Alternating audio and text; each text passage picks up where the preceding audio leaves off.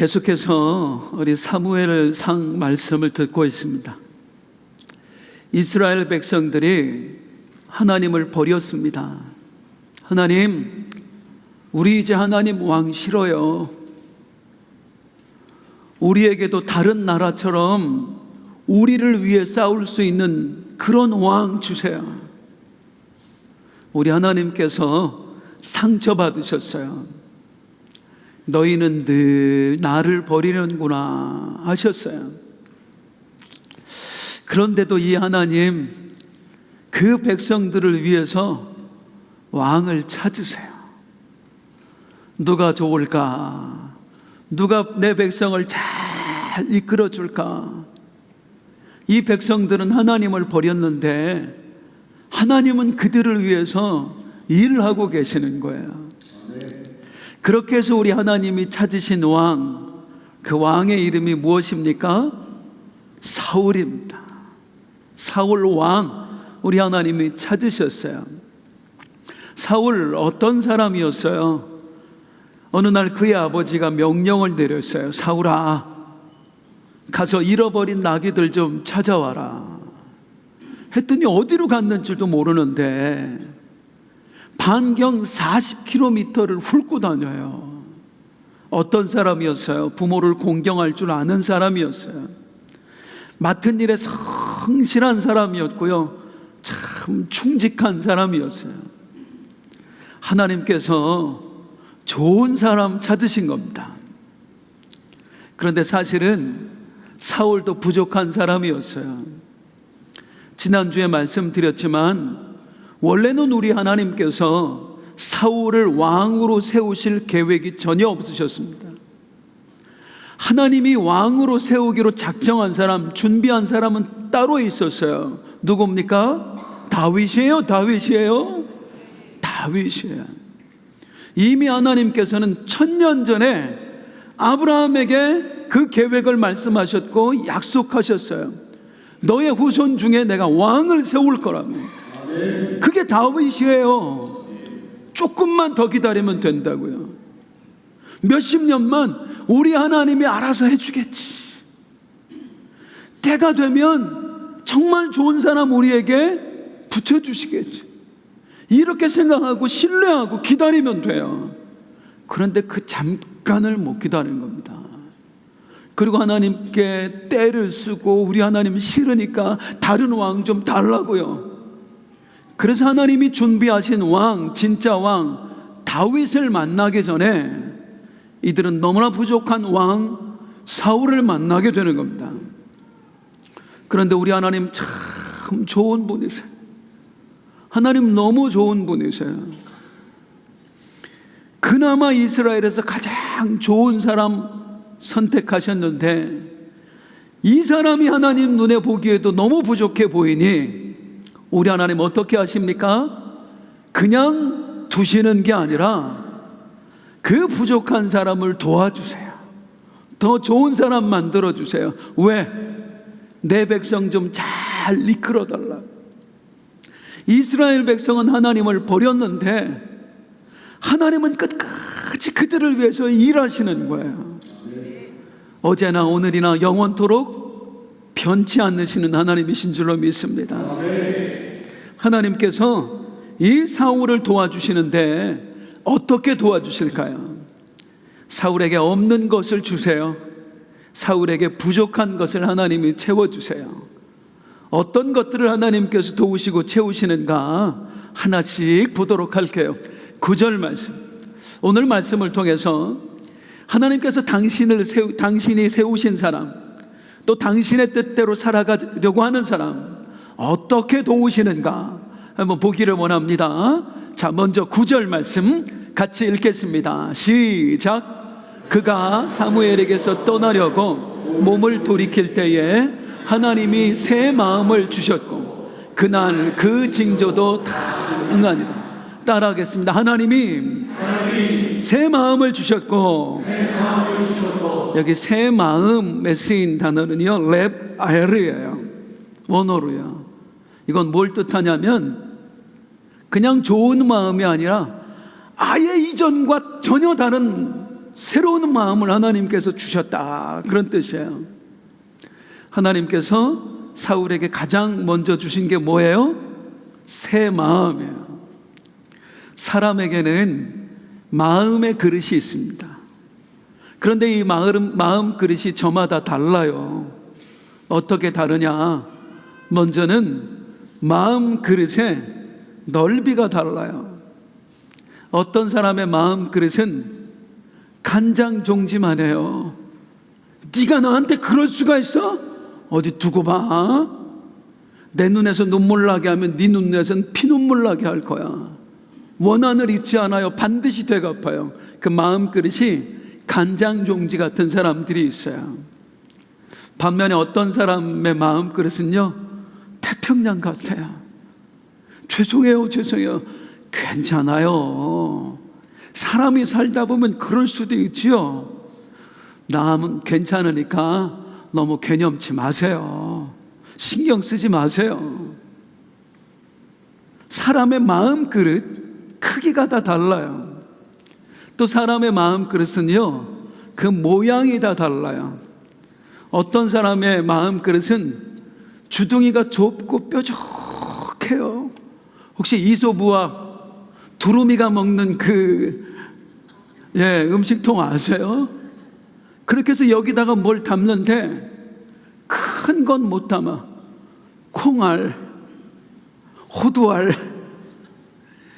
씨앗, 그런 것밖에 담을 수가 없어요. 사람을 사귀는 데 있어서도 누구나 수용하는 게 아니에요. 내게 입맛에 맞는 사람, 나랑 스타일이 맞는 사람, 그런 사람만 마음에 담는 이 주둥이 같은 모양의 마음 그릇을 가진 사람이 있다, 그 말이에요. 반면에 어떤 사람은요, 넓은 대젖과 같은 마음을 가진 사람이 있어요. 콩알도 담을 수 있고요, 수박도 담을 수 있어요. 이 사람이 어떤 사람이냐에 상관없이 누구나 품을 수 있는 그런 마음을 가진 사람이 있어요. 옆 사람에게 물어보세요. 네 마음 그릇은 어떻게 생겼니? 시작. 옆 사람에게 묻는 게 아니라 나 자신에게 물어야 됩니다. 호승아, 네 마음 그릇은 어떻게 생겼니? 자, 하나님께서 사울 왜 선택하셨어요? 뭐로 삼으시려고요? 왕으로 삼으시려고요. 한 나라의 왕이에요. 이제는 내가 한 식구만 거느리는 사람이 아니라 우리 민족 전체를 다 거느려야 되는 사람이라고요.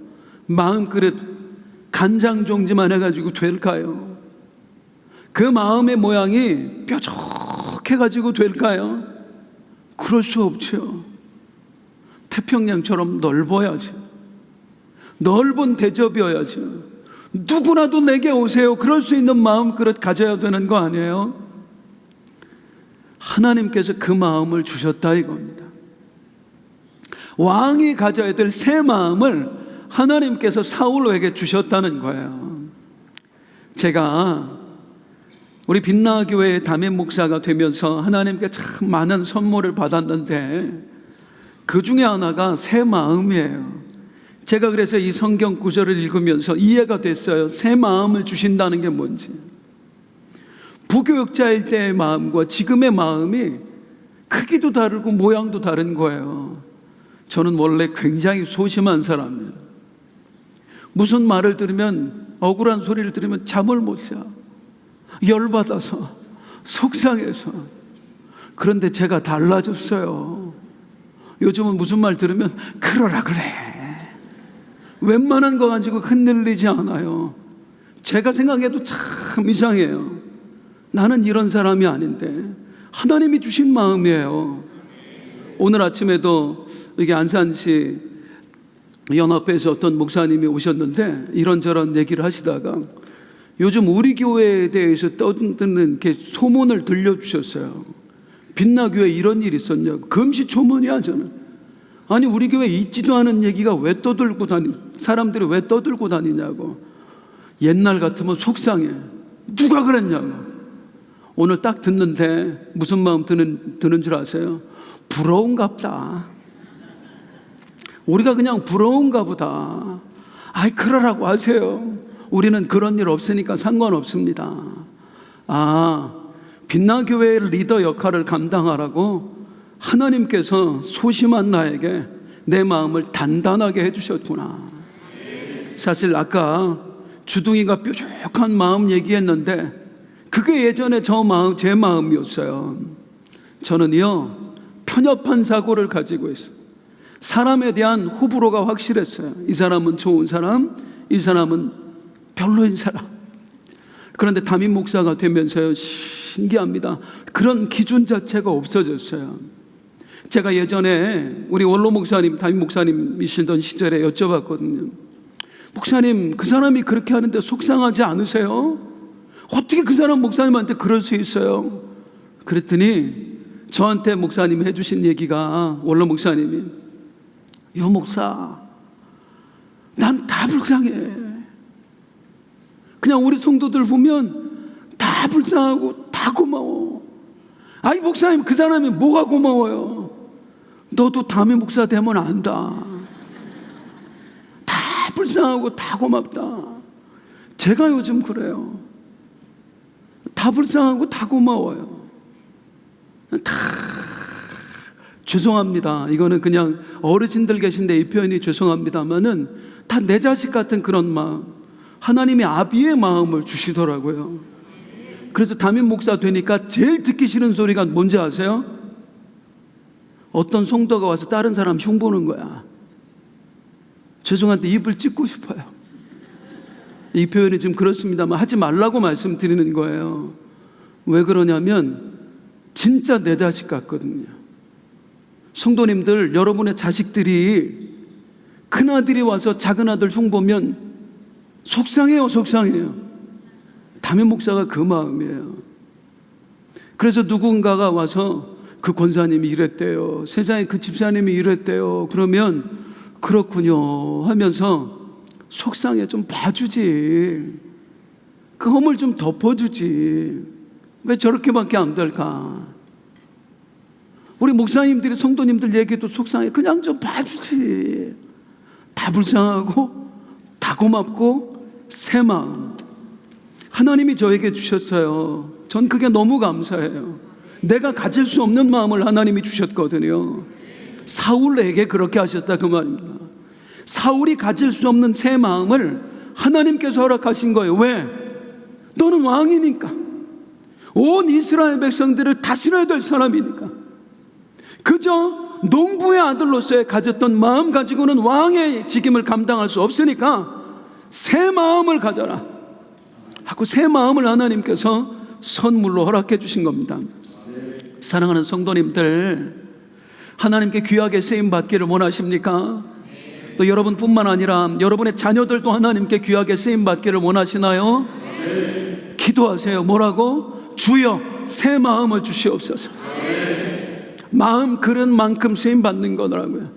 마음 그릇 만큼. 주여, 새 마음을 주시옵소서. 따라하겠습니다. 주여, 새 마음을 주시옵소서. 우리 하나님께서 새 마음을 사울에게 선물로 주셨어요. 사울에게 주신 또 하나의 선물이 뭐냐면 10절 같이 함께 읽겠습니다. 시작. 그들이 산에 이를 때에 선지자의 무리가 그를 영접하고 하나님의 영이 사울에게 크게 임함으로 그가 그들 중에서 따라하겠습니다. 하나님의 영이 크게 임함으로 성령이 임하신 거예요. 이 성령의 임재에 대해서 지난주에도 잠깐 설명을 드렸어요. 구약에서의 성령의 임재와 신약에서의 성령의 임재는 다르다. 먼저 신약에서의 성령의 임재는 성령이 내 안에 들어오시는 거야. 하지만 구약에서의 성령의 임재는 성령이 내 안에가 아니라 내 곁으로 오시는 거야. 나와 함께. 지금 사무엘상 구약이에요, 구약이에요. 사울에게 성령이 임하셨다는 건 성령이 사울 안으로 들어오셨다는 게 아니에요. 그러면 나중에 악령 들어온 게 설명이 안 돼. 성령께서 사울 곁으로 오셨다는 거야.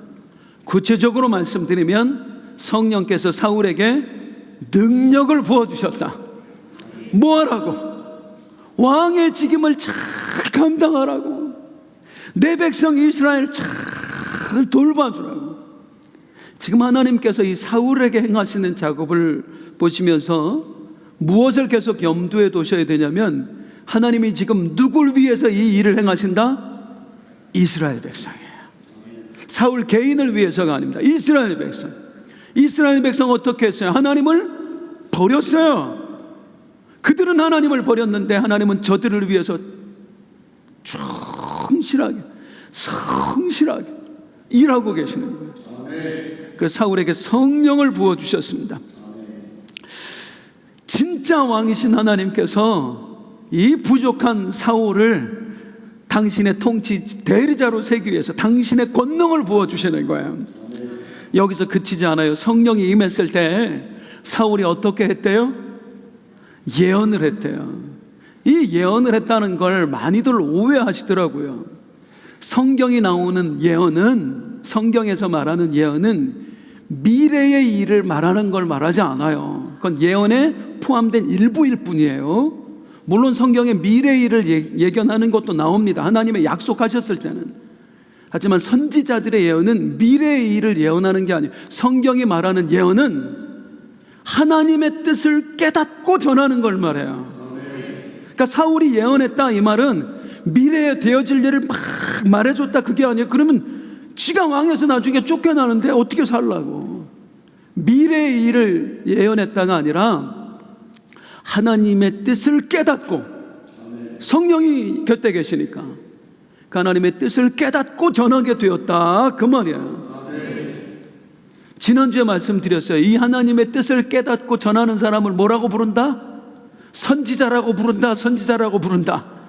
아, 이렇게 좋은 목사가 어디냐고 다 알려주는데 선지자라고 부른다.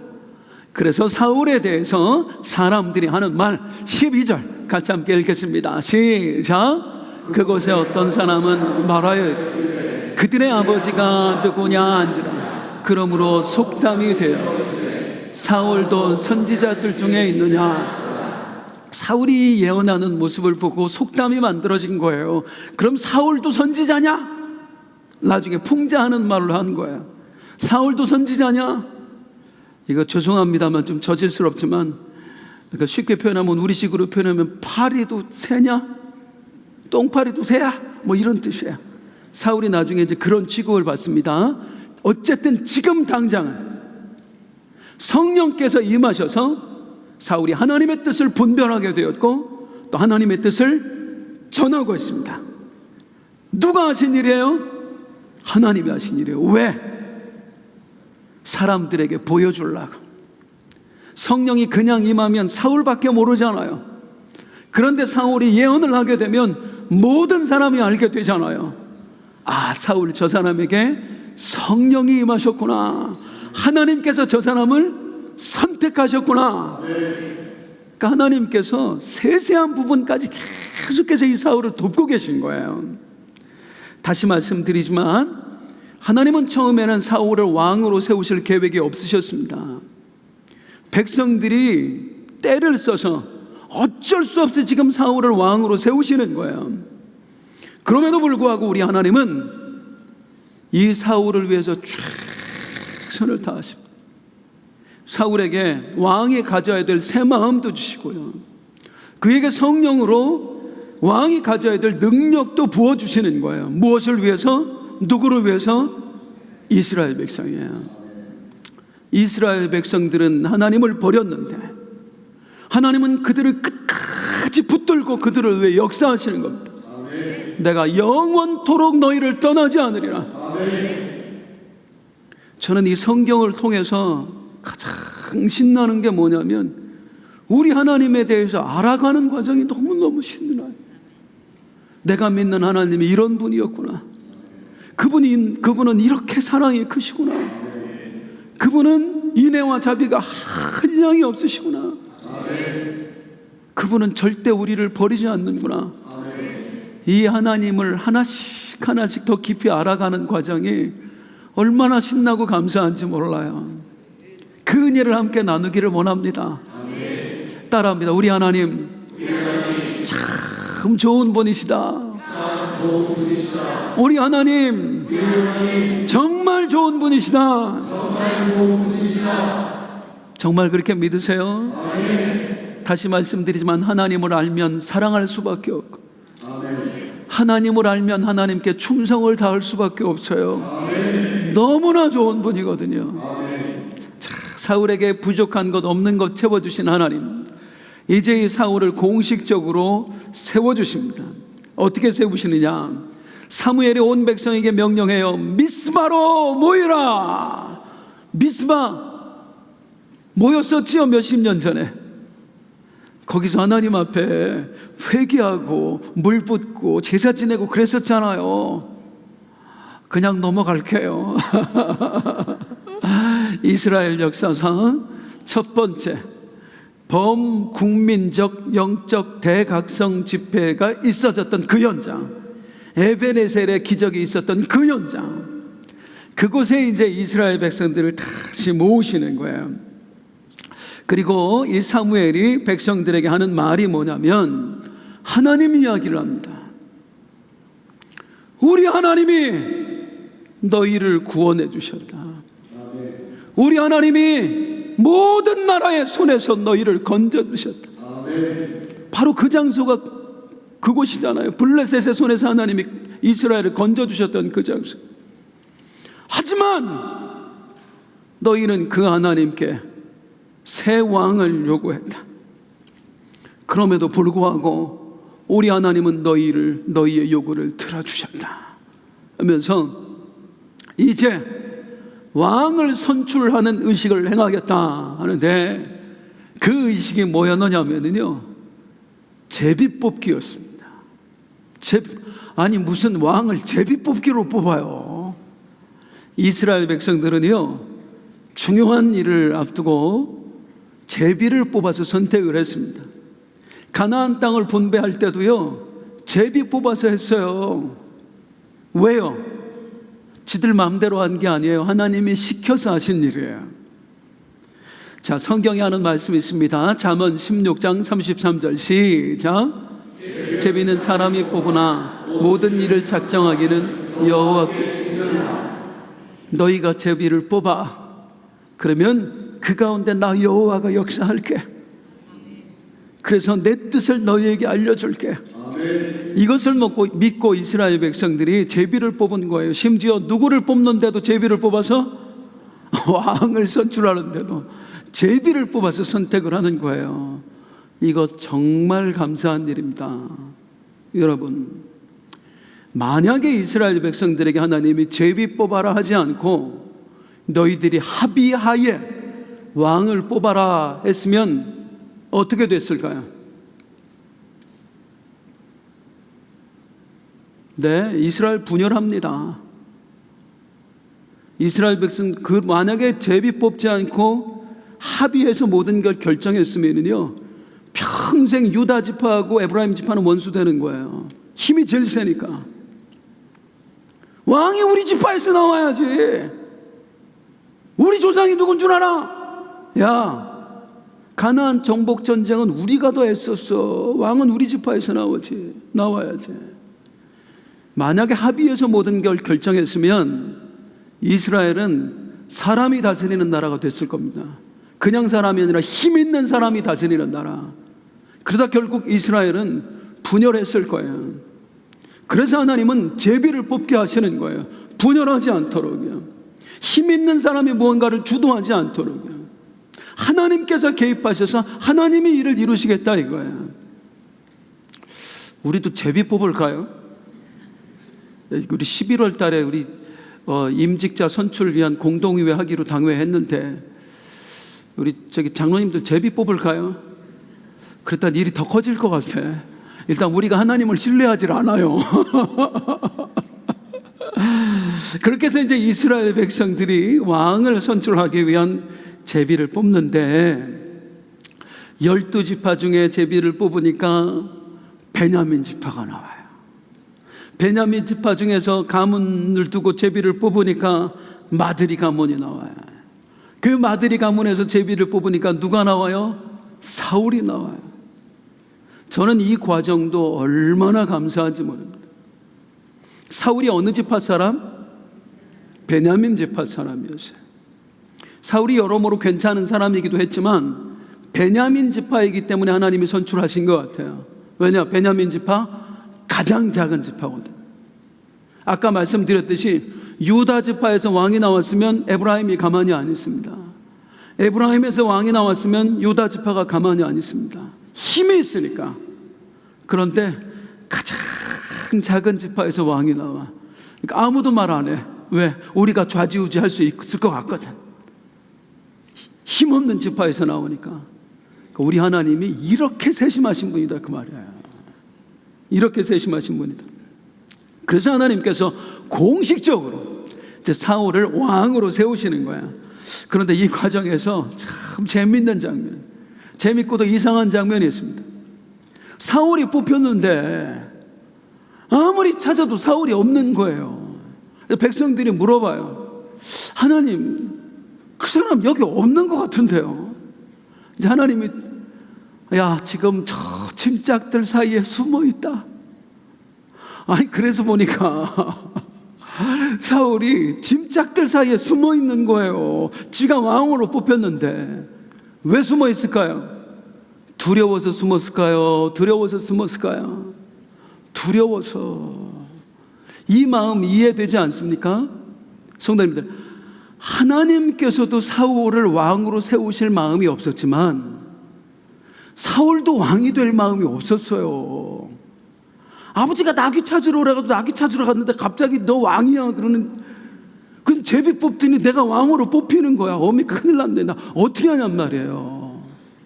그러니 두려워 숨지요. 난 준비가 안 됐는데. 제가 이 마음 잘 안다니까요. 저는 빛나교회 담임 목사 할 마음이 없었는데 갑자기 하라고 그러니까 도망가고 싶더라고. 정말 도망가고 싶더라고. 두려워서. 이 사울의 두려움은 저 정도의 차원이 아니잖아요. 이게 몇백만 명을 지금 이끌어가야 된다고요. 힘도 없는데 얼마나 두려웠겠어요. 자, 그런데 참 이상합니다. 성도님들, 아까 하나님께서 사울을 왕으로 선택하시고 선물 주셨어요. 가장 처음에 무엇을 선물로 주셨죠? 새 마음 주셨어요. 새 마음 주셨는데 왜 두려워해요? 담대하지 않고요. 우리가 하나님의 일하심을 오해하는 게 한 가지 있습니다. 그게 뭐냐면 하나님께서 우리를 통해 일하실 때 마치 우리를 꼭두각시처럼 부린다고 생각하는 거예요. 우리에게 어떤 마음을 탁 부어주신 다음에 내 의도와 전혀 상관없이 하나님 주신 마음대로 내가 막 이렇게 가도록 하신다는 거예요. 절대 그렇지 않습니다. 하나님은 우리로 하여금 선택하게 하세요. 어떻게 할 것인가? 하나님이 주신 선택권, 그걸 신학적으로 뭐라고 부르죠? 따라하겠습니다. 자유의지. 자유의지를 하나님께서 주셨어요. 하나님은 우리에게 자유의지를, 인간에게 주신 최고의 선물 중에 하나입니다. 자유의지. 이 자유의지를 주셔서 우리로 하여금 선택하게 하시는데 어떤 식으로 일하시느냐? 예를 들면 이렇습니다. 우리가 미운 사람이 있어요. 예배 때마다 너무 찔리는 거예요. 그래서 하나님께 기도합니다. 하나님, 나에게 저 사람을 사랑할 마음을 주세요. 사랑할 마음을 주세요. 그럼 하나님이 내 기도를 들으셔요. 정말로 그 사람을 사랑할 마음을 주세요. 그러면 이제 내 마음이 어떻게 되지요? 그 사람을 향한 미움이 완전히 사라져버리고 오직 그 사람을 향한 사랑만 남나요? 아니라니까요. 두 가지 마음이 다 있다니까요. 처음에는 미운 마음만 있어서 저거 어디 가서 죽어버렸으면 좋겠다, 되져버렸으면 좋겠다, 막 이런 마음만 있어. 근데 하나님, 도대체 이 마음 가지고 못 살겠어요.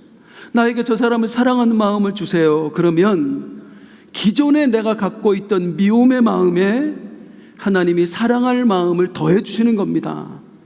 그래서 예전에는 미워하는 마음만 있었는데 이제는 그를 미워하는 마음과 사랑하는 마음이 나에게 동시에 있어요. 내가 원래 가지고 있던 마음과 하나님이 새로 주신 마음이 동시에 있다고요. 이제 뭐 할 차례예요? 선택할 차례예요. 그건 하나님이 하시는 게 아니에요. 자유의지를 주셔서 나에게 하시는 거예요. 너에게 미운 마음도 있지만 내가 너에게 그를 사랑할 마음도 주었다. 이제 네가 선택해라. 그래서 믿음은 순종입니다. 기도가 아니라 순종입니다. 제사가 아니라 순종입니다. 제사할 때, 기도할 때 하나님은 우리에게 당신의 마음을 주신다고요. 그러면 우리가 하나님으로부터 새 마음을 받은 게 내 믿음이 아니라고요. 진짜 내 믿음은 뭐냐면 하나님 주신 그 마음에 내가 순종하느냐, 기존에 내가 갖고 있던 그 인간적인 마음을 내려놓고 하나님이 주신 마음에 순종하느냐, 이게 내 믿음의 현주소다, 그 말입니다. 따라하겠습니다. 믿음은 순종이다. 믿음은 순종이다. 그리고 내가 하나님 주신 마음에 순종했을 때 드디어 성령께서 나를 완전히 사로잡으시는 거예요.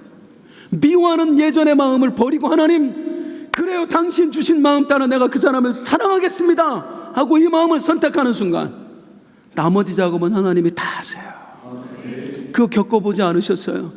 사랑하기로 작정한 순간 만나자마자 그 사람이 녹아져 있잖아요.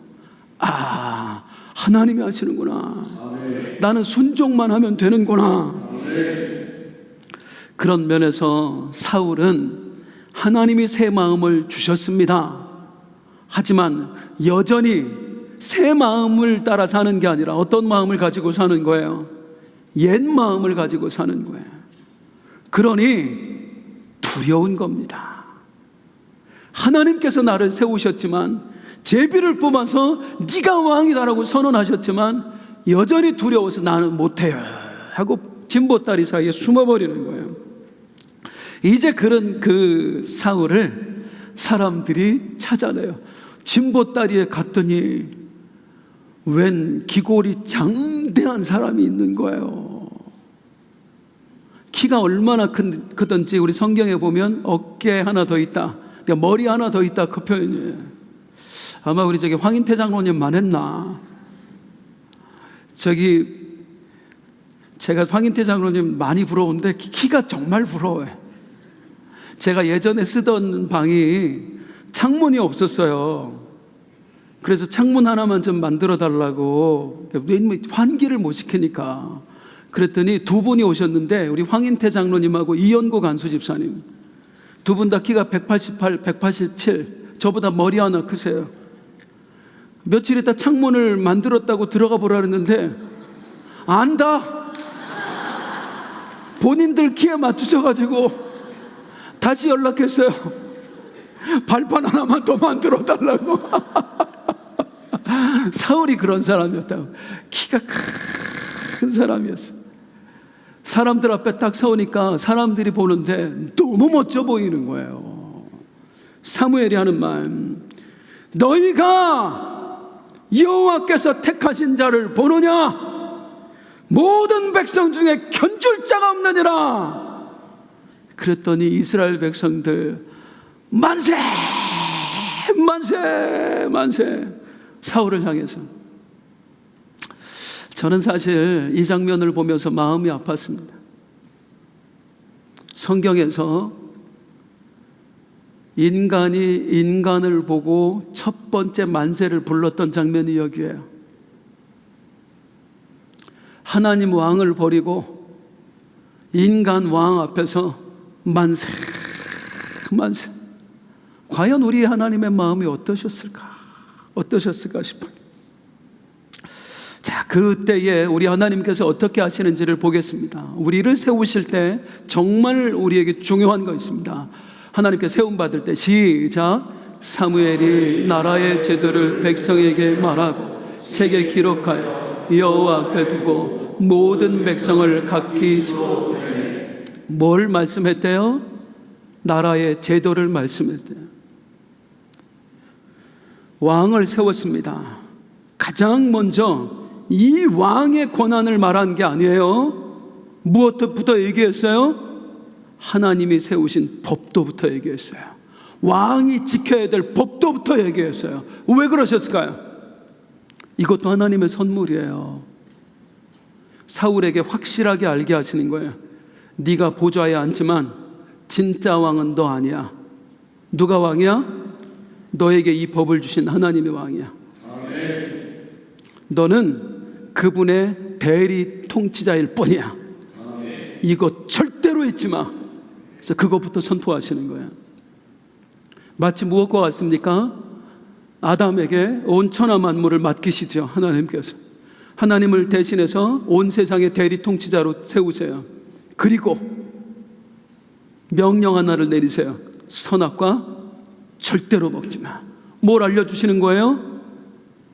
네가 보좌에 앉지만 진짜 왕 아니야. 진짜 왕은 너에게 이 법을 주신 하나님이셔. 너는 그분의 말씀을 들어야 되는 존재야. 너의 본분을 절대로 잊지 마. 이게 하나님께 세움받은 사람들이 가져야 될 마음 자세예요. 목사가 가져야 될 마음 자세예요. 이 교회 하나님의 교회다.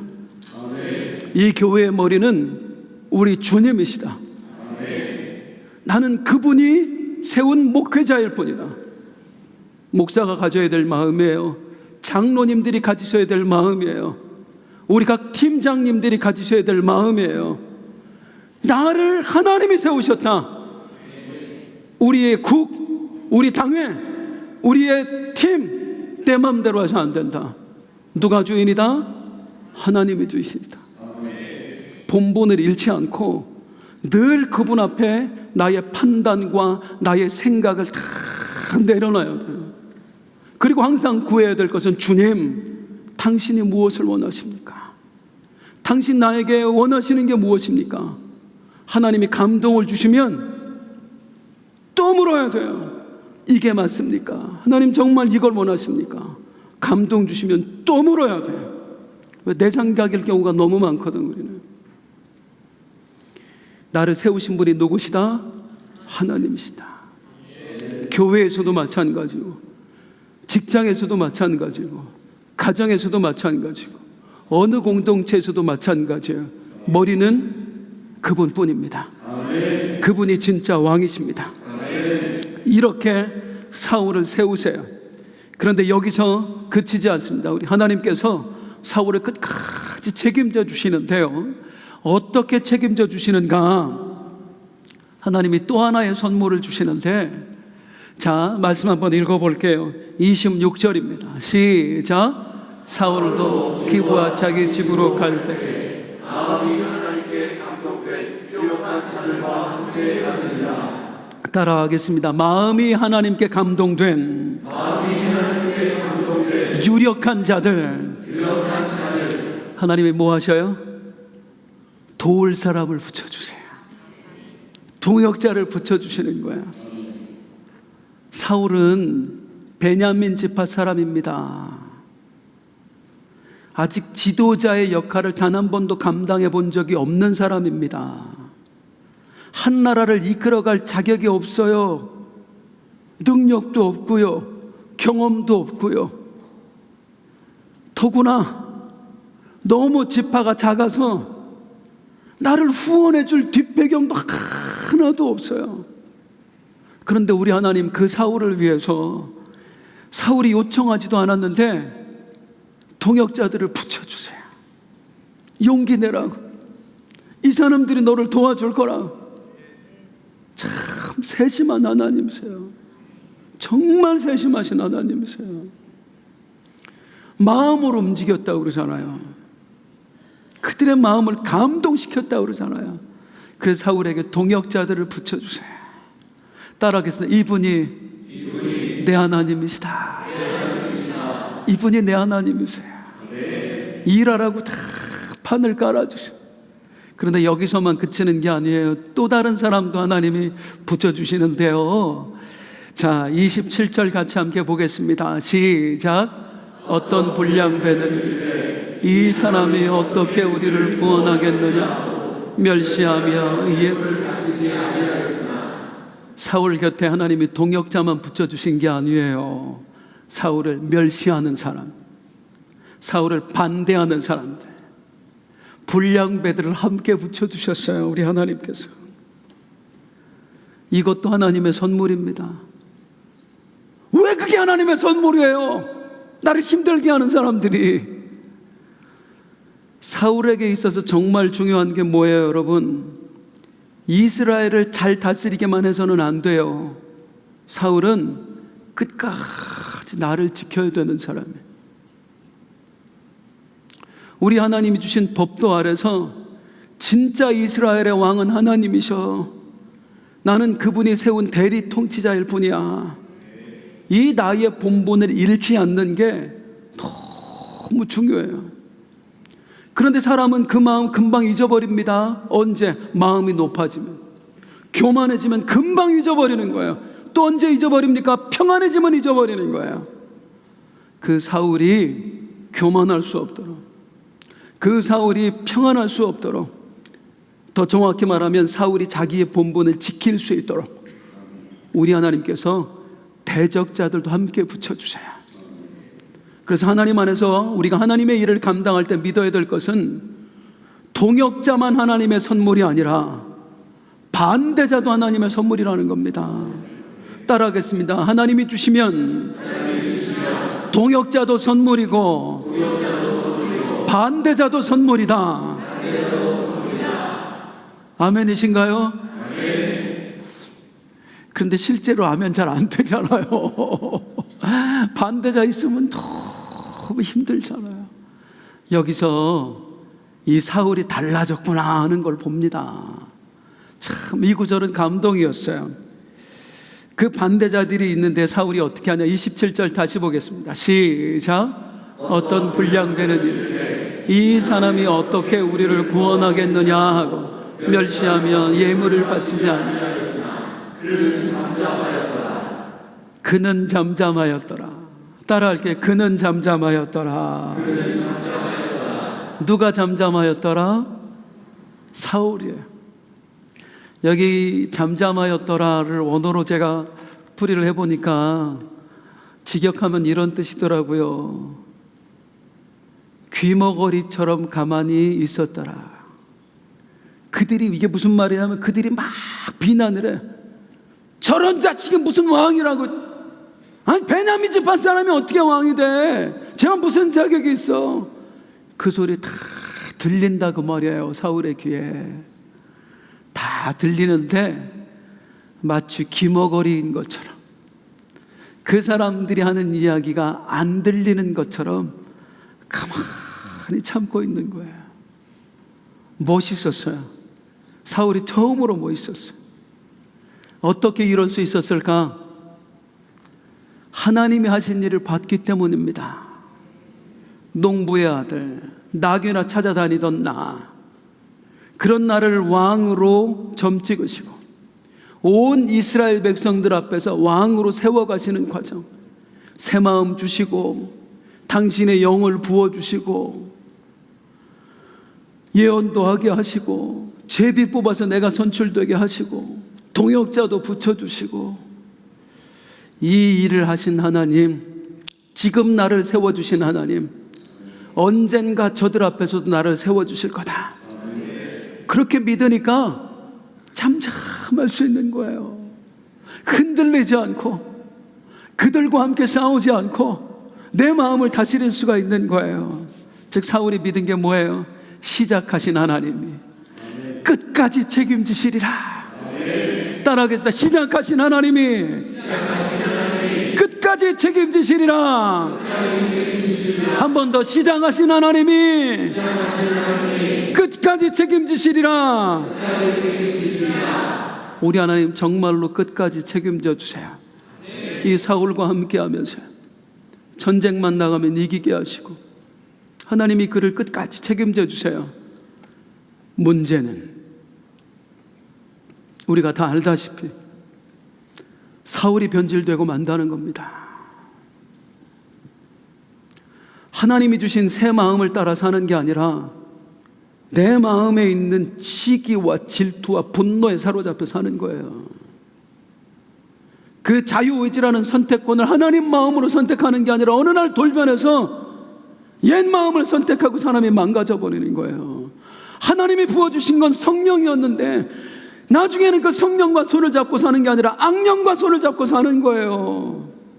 그리고 완전히 저주받은 인생이 되고 말아요. 시작하신 하나님은 끝까지 책임져 주셨는데 사울은 그 하나님의 손을 놓아버리고 맙니다. 어쩌면 이런 일들이 우리 신앙인들의 삶에 많이 일어나요. 하나님께서 우리를 당신의 자녀로 삼으시고 당신의 자녀에 합당하게끔 우리에게 새 마음을 부어주시고 성령도 집어넣어 주시고 동역자들도 붙여주시고 수많은 일들을 우리에게 행하셔요. 지금까지 행하셨고 지금도 행하고 계시고 앞으로도 행하실 줄로 믿습니다. 하나님은 끝까지 우리를 도우시는데 그 하나님의 손을 놓아버리고 다시 옛 마음에 사로잡혀 사는 그리스도인, 성령이 아니라 마귀가 이끄는 대로 살아가는 그리스도인, 그리고 결국에 자신을 망가뜨리는 그리스도인들이 얼마나 많은가. 이 사울과 함께 하셨던 하나님, 그 하나님의 일하심을 보면서 우리 다짐했으면 좋겠어요. 하나님, 나는 끝까지 하나님만 따르게 하여 주옵소서. 끝까지 내 생각이 아니라 하나님 말씀만 따르게 하옵소서. 하나님 말씀에 두려워 떠는 자, 우리 일어나서 함께 찬송하겠습니다.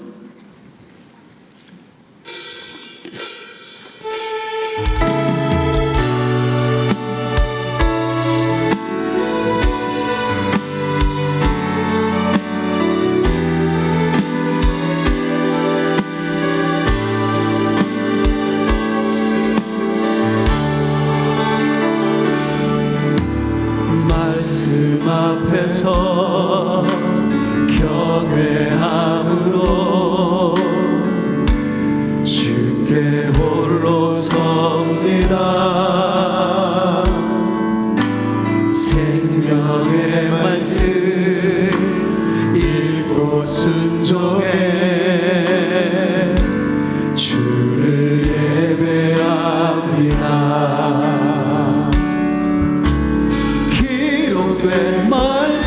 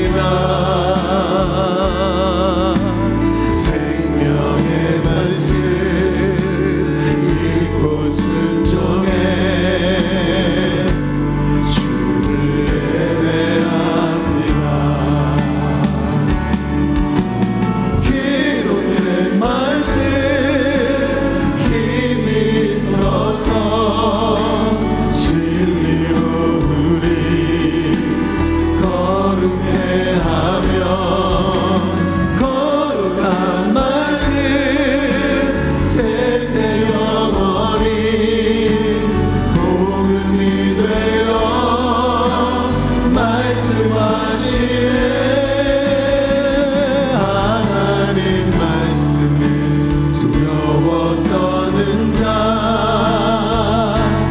그 말씀에 생명을 거는 자 한 사람 찾으시는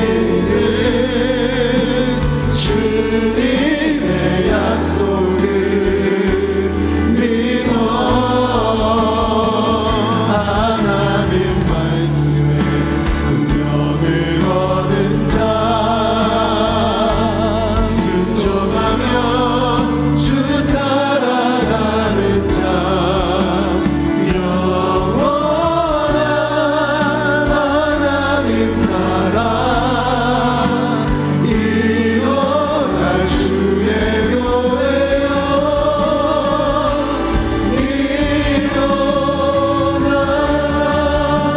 일어나라.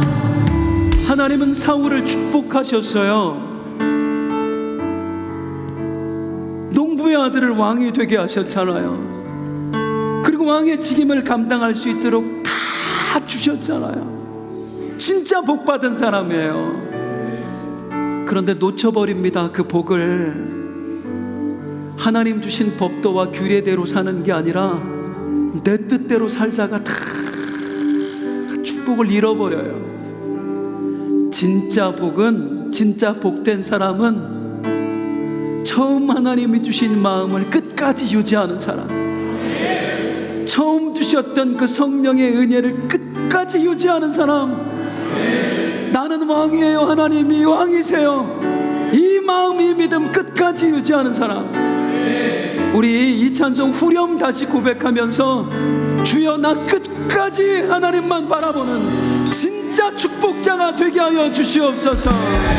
하나님 말씀에 두려워 떠는 자